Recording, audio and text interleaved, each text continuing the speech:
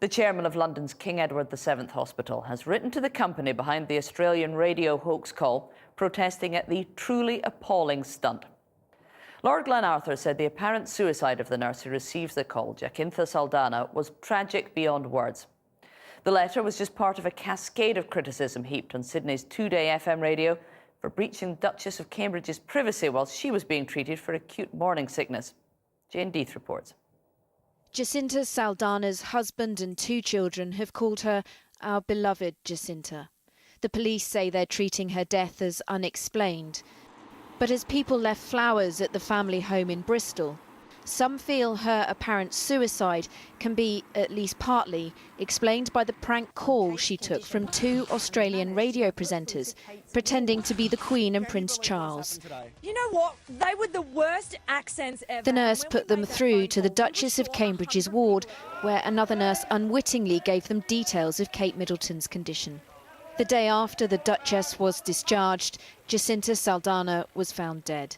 Her family in India is in mourning and in shock. At 8 o'clock in the morning, my son rang up to say that she is no more. We do not know what actually happened, just that she is dead. I will really miss her a lot. She was a good-natured sister-in-law. I cannot forget her. She was so good. The hospital's chairman has now written a furious letter to the owners of the radio station, describing the decision by managers at Today FM to approve the broadcast of the hoax call as truly appalling. Lord Glenarthur writes, "The immediate consequence of these premeditated and ill-considered actions was the humiliation of 2 dedicated and caring nurses who were simply doing their job, tending to their patients. The longer-term consequence has been reported around the world and is frankly tragic beyond words. I appreciate that you cannot undo the damage which has been done, but I would urge you to take steps to ensure that such an incident could never be repeated." For now, Michael Christian and Mel Gregg are off the air. Their boss says they're completely shattered. He's offered them counselling. These people aren't machines, they're human beings. We're all affected by this. This is a tragic event that could not have been reasonably foreseen, and we're deeply saddened by it. Today FM says it hasn't broken any laws, but Australian broadcasting rules, similar to ours, say people shouldn't be recorded without them knowing. The radio station has already lost advertising as a result of the prank. On the internet, some are blaming the presenters for Jacinta Saldana's death. Others feel sorry for them. The royal family had made no complaint about Jacinta Saldana, and the hospital was supporting her. We don't know what was behind the apparently desperate decision of this quiet and diligent nurse. We do know she was the victim of a very thoughtless joke.